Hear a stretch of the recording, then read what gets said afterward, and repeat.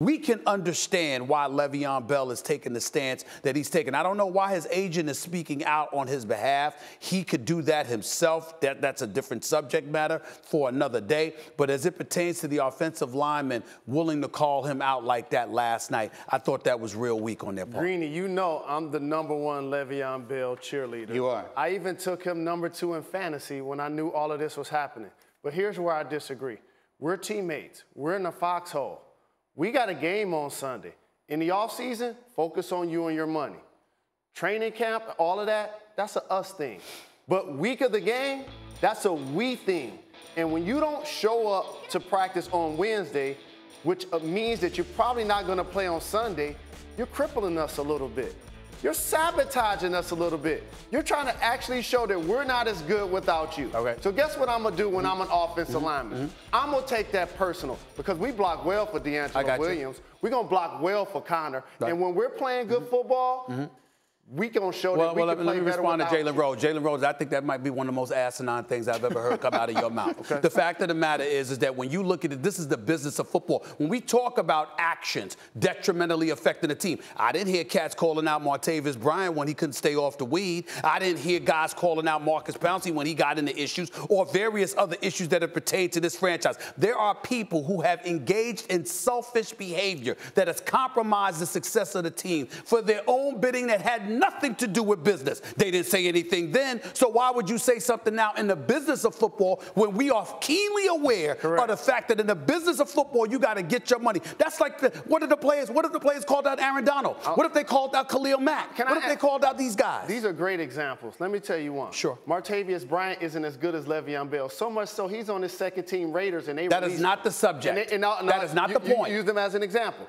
Aaron Donald held out because he could get a new deal. Hold on, he didn't know that.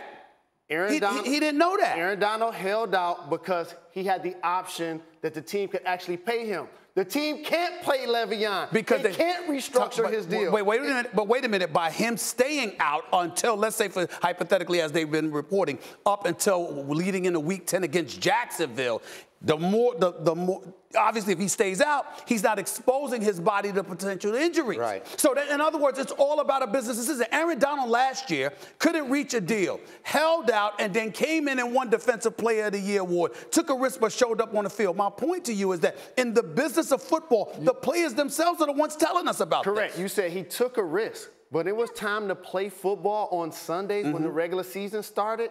Aaron Donald was there. Le'Veon Bell is not the first player that sat out, Jalen. Le'Veon Bell, in my opinion, is doing indirectly what he saw Khalil Mack do. Is I'm not going to be a part of the team, and I'm basically going to see A, if they can perform without me, and or B, force a trade, because I've said this is going to be his final season there regardless anyway. He's saying he's not trying to jeopardize his health because he wants. Listen, Adam Schefter has been on our airwaves reminding us that the most important thing for Le'Veon Bell, more than anything, is to be healthy for 2019 free agency. Well, obviously, the less you expose yourself to, the more it provokes you having good health, and as a result, you'll be in a position to get paid, which is what this is all about. Those players understand that. For you to go on in front of the cameras and speak like Foster spoke or like Pouncey spoke, what the hell is wrong with you? That makes no sense. Let me ask you, Jalen, because I understand what you were saying.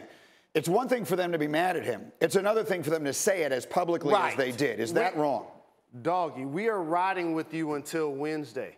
When you don't show up on Wednesday, you sabotaging us on Sunday. You're saying, go out there and play without me. I'm going to show the entire world that these cats can't get it done without me. Nobody's disputing that. Hold on. The only people you see speaking are offensive linemen. But you're missing it. I'm not disputing what you're saying is correct in terms of what's transpiring. I'm saying they know why. They know that it's because of business. They know that this ain't just about selfishness. This is about his well-being for his future, and they're quick to bring that up. What are you talking about? It's more than just business. When you don't be available for game one, you're basically showing us you're not a part of the team. That you're willing to send us out there without you. And I'm saying that's sabotaging us. And I'm saying to you, they have their contract. He's saying, I don't. and it's jeopardizing my future. He got his contract. No. You he got about to get paid $14 million to run football. Real. The man that once held out for $90 million will sit up here and talk about 14?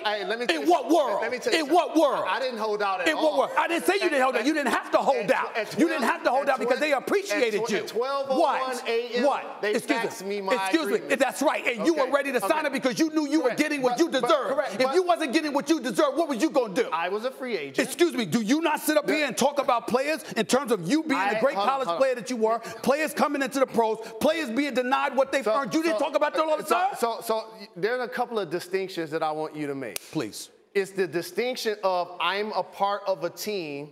I'm an individual like Aaron Donald that wants to get paid. Okay. And then there's the distinction is they can't pay you right now, dog.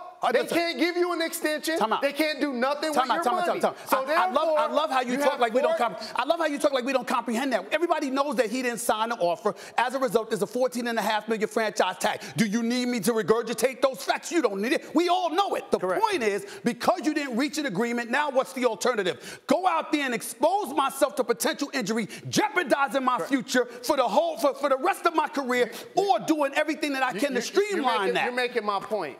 Expose myself. Right. This is a team game.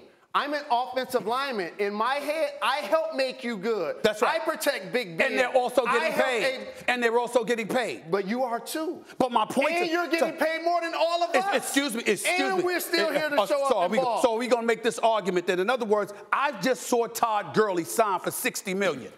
I just saw that. I got $14.5 million. I'm potentially jeopardizing about $50 million. And oh, by the way, that's no big deal to a league that's talking about business all the time. They can't give him a contract right now as much as they I comprehend that. And by the way, you miss $800. You miss $855,000 per game starting week 1. Per game, and you know what you do? You fracture all of the relationships in the locker room of people that feel like we help make you. And I'm saying it's weak that they're fractured.